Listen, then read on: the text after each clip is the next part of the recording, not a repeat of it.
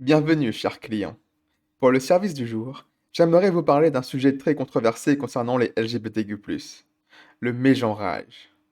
Pour ceux qui ont la chance de ne pas connaître ce concept, le mégenrage est le fait de ne pas appeler un individu par les pronoms qu'il préfère.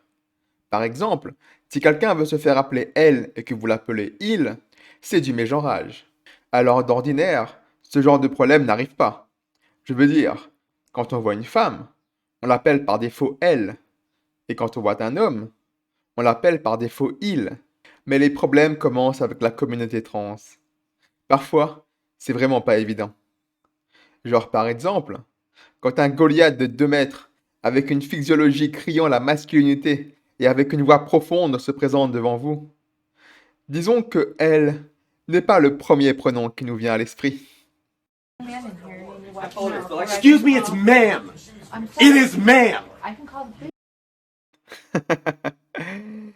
On vit vraiment une époque formidable. Ceci dit, là où ce problème commence à devenir grave, c'est quand la loi commence à s'y mêler. Et c'est justement ce qui s'est passé au Michigan récemment. Un projet de loi récemment adopté dans le Michigan pourrait faire un crime d'intimider quelqu'un en utilisant intentionnellement les mauvais pronoms de genre, selon certains experts juridiques. La Chambre des représentants de l'État du Michigan a adopté le projet de loi HB 4474, une loi qui criminalise le fait que quelqu'un se sente intimidé par des mots. En vertu du nouveau projet de loi, les contrevenants sont coupables d'un crime passible d'un emprisonnement maximal de 5 ans ou d'une amende maximale de 10 000 $. Et oui, vous avez bien entendu. Il suffit juste que quelqu'un se sente intimidé par vos mots, et hop, vous risquez 5 ans de prison. 5 ans.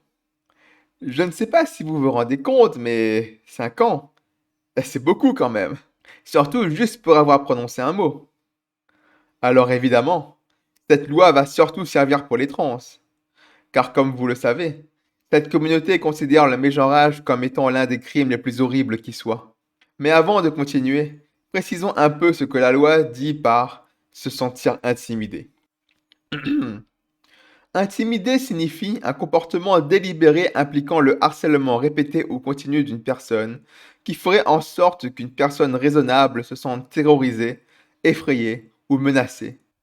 Alors là, on a un problème, parce que cette définition est très subjective.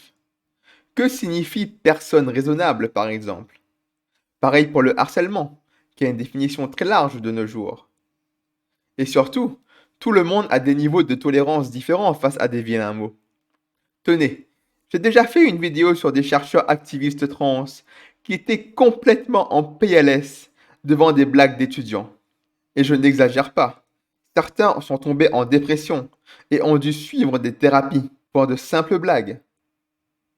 Est-ce que ces individus sont raisonnables? Alors moi, je dirais que non. Mais je suis certain que pour les activistes trans, ce sont des personnes raisonnables. Et là, vous comprenez le problème. Vous imaginez que, avec cette loi, ces chercheurs pourraient demander à ce que chacun des étudiants blagueurs risque jusqu'à 5 ans de prison ou une amende de 10 000 $. C'est complètement délirant. Alors qu'on ne se trompe pas. Cette loi est en complète violation avec la liberté d'expression. Je ne sais pas comment le dire autrement, mais je pense qu'être mis en prison pour avoir simplement dit des mots, c'est extrêmement autoritaire. Mais j'entends déjà énormément de gauchistes me dire que non. Le mégenrage ne rentre pas dans la liberté d'expression, car c'est de la transphobie. C'est des discours de haine. Et la liberté d'expression ne comprend pas les discours de haine. Et là, je réponds que non. Je ne peux accepter cet argument, tout simplement à cause de la subjectivité de la notion de haine. Parce qu'à ce niveau-là, où est la limite? Aujourd'hui, on arrête ceux qui utilisent les mauvais pronoms. Et ensuite, ceux qui refusent de faire transitionner leur enfant, les femmes qui refusent de partager les vestiaires avec des trans, les femmes qui refusent de participer à une compétition sportive avec un trans, les parents qui refusent de mettre leur enfant sous bloqueur de puberté. Je le répète, mais où est la limite? Les faits nous montrent qu'il n'y en a tout simplement pas. Surtout si le but est d'empêcher les trans d'être ne serait-ce qu'un minimum inconfortable. Et si vous pensez que j'exagère, je tiens à vous rappeler qu'à la base, Quand tout ce délire des pronoms a commencé à sortir, les activistes trans nous ont assuré que jamais, au grand jamais, le mégenrage ne sera criminalisé. Lorsque Jordan Peterson, à l'époque, avait osé nous mettre en garde, les woke l'ont traité de fou paranoïaque.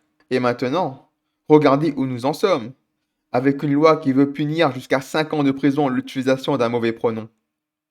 Alors, qui nous dit que les activistes LGBTQ+, ne vont pas aller encore plus loin? D'autant plus que pour activer cette loi du mégenrage, il suffit qu'un trans se sente intimidé. Et là où ça pose encore problème, c'est que l'on parle d'une communauté qui est sans cesse baignée dans une furieuse panique morale, ce qui les rend toujours hypersensibles à tout. Et ça, c'est un point extrêmement important. Vous savez, au fond, j'ai de la peine pour les personnes LGBTQ+, qui se font embrigader par les activistes. Les activistes LGBTQ+, adorent faire de la panique morale pour justifier leur existence. Tenez, est-ce que vous connaissez la théorie du génocide trans? Pour faire simple, c'est l'idée que tous ceux qui refusent les revendications des activistes LGBTQ+, en quelque sorte, veulent tuer les trans. Et le génocide trans est une théorie extrêmement partagée et populaire chez les activistes LGBTQ+. Ce n'est alors pas étonnant que les personnes trans deviennent aussi instables et dépressives. Car à cause des activistes qui propagent ce genre de théorie, les personnes trans finissent petit à petit par être persuadées que le monde entier veut les tuer. Et ça, c'est vraiment très, très, très violent. Pour moi, les activistes trans sont un véritable poison pour la communauté LGBTQ+. Ils ne les aident pas, mais au contraire, les plongent dans une sorte de folie paranoïaque où tout le monde est un ennemi. Et on s'étonne que leur taux de suicide est si haut.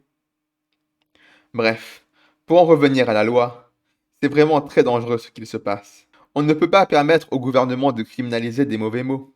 Et surtout, quelle société cela nous annonce? Est-ce que vous voulez vraiment vivre dans un monde où vous devez demander le pronom de chaque personne avant de communiquer avec elle? Un monde où pour éviter la prison, il va vous falloir retenir une multitude de pronoms uniques à chaque individu? Et des pronoms qui peuvent même changer avec le temps. Et oui, le genre est fluide, vous le savez bien. Ce ne serait pas drôle sinon. En tout cas, personnellement, je ne veux pas vivre dans un monde où je risque la prison parce que quelqu'un s'est senti offensé par mes propos. Je ne sais pas vous, mais pour moi, c'est un non catégorique. Et voilà, c'est tout ce que j'avais à dire sur le sujet. J'espère qu'il vous a plu et surtout, prenez soin de vous.